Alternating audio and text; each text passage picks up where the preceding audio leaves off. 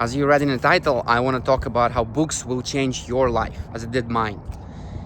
Reading is extremely powerful thing, and I want to share first how reading changed my life in 2017. When I was 17 years old, I actually started reading books, and my first book to read was Rich Dad, Poor Dad, which is a very controversial book, I guess, for some, but I finished it in one day, and I remember after that day, I made a lot of life-changing decisions. Shortly after that book, I started an online course that I completed. It was literally called How to Make Money. And at that point, I never made any money, ever, online or maybe in real life. I tried some things when I was younger, but at that point, I'm 17. I'm in Ukraine. I'm broke. I don't even speak English, right? And I read this book. I enrolled in the course. It was called How to Build Websites on WordPress and Make $1,000 a month, which in Ukraine at the time, $1,000 was triple the average salary. So you guys understand the scope, right? The average salary was $250, $350. That was the promise of the course. I completed it. I learned how to build websites, HTML, CSS, JavaScript, a little bit of PHP, for those who know. And within few months after that, I read that book, I made my first $10 or $20 online, building a landing page, and then I made another $50. And then shortly after that, I was making probably $500 a month.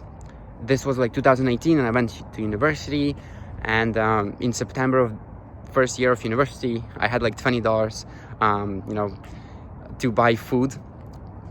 Obviously that wasn't enough, so I was okay, I'm gonna go all in on WordPress.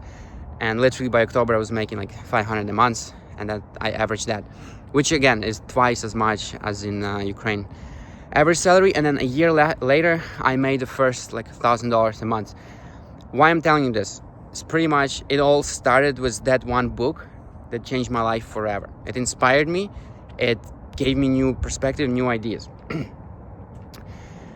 Now, when I realized that at 17, I started reading a lot of books. I read probably 2 or 3 books a month, and I think I read 30 books 1 year.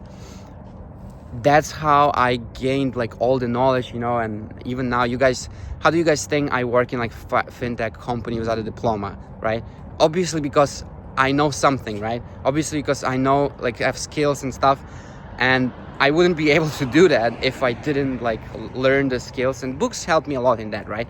Now it's so funny, every time I meet somebody now, they kind of expect that I went to university, which is so funny because whatever.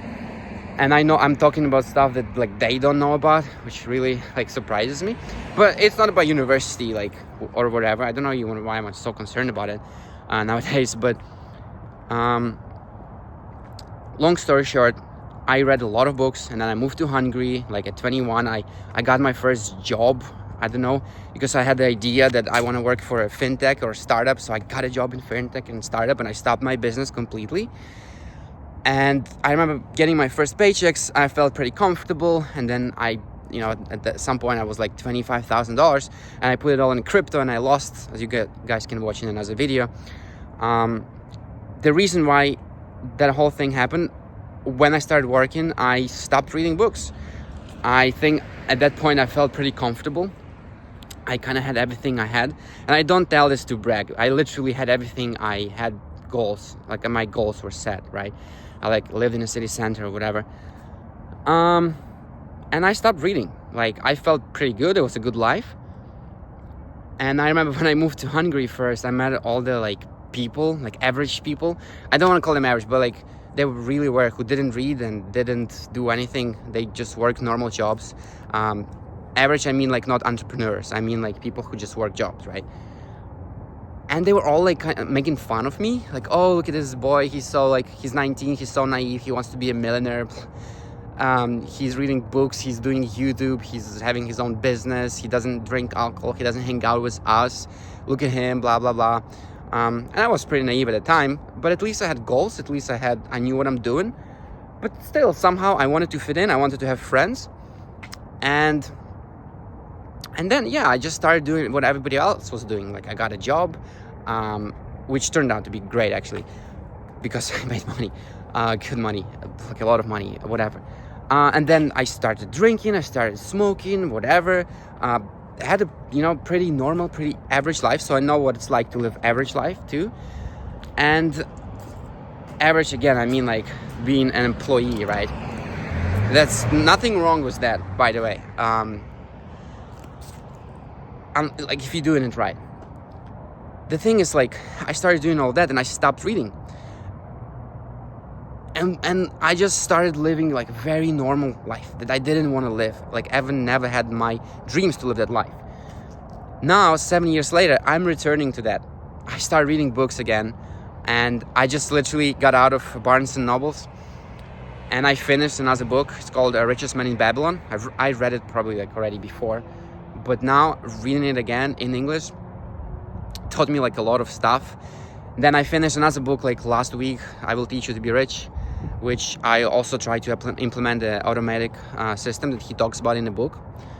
And I'm reading another book right now called Your Money or Your Life, and then I read like few other books. My point is that I'm back into reading books, and now I already see results. Like, my financial health improved, my mental health improved, all results in like all areas of my life. My knowledge expanded. It's just I feel like I know what I'm doing again. I feel I'm focused, and I feel like I'm getting to my goals and I'm achieving the goals, right? And I feel more confident. So I think these are like the three real benefits of reading books. So first is focus.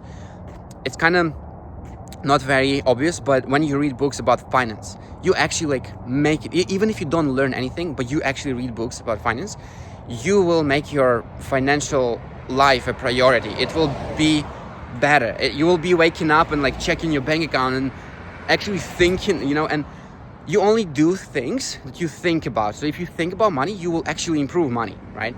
So that's first. It lets you focus on anything you do. If you read books about health, you will focus on your health, right? And second benefit, which is very obvious, it's knowledge, right? You just learn stuff. You want to be a better like public speaker, you read a book on public speaking, you apply advice, and you get it, right? Because the people who wrote books, they are actually people who lived life, who did a thing, who got success in it, and they wrote a book about it. That's usually how it is, right? So that's literally just knowledge. And third thing, I'm talking about non-fiction books, by the way, this whole time. And the third thing is it expands you. It gives you perspective on new ideas, right? It exposes you to new ideas. And that's very important, because there's this quote, right? It's not what you don't know that's scary. It's what you don't know that you don't know, right? So what that means, if I don't know how to cook, I can learn how to cook. But if I don't even know that there is such thing as like a recipe, right? How would I even search for it in the first place? I guess you guys get an idea.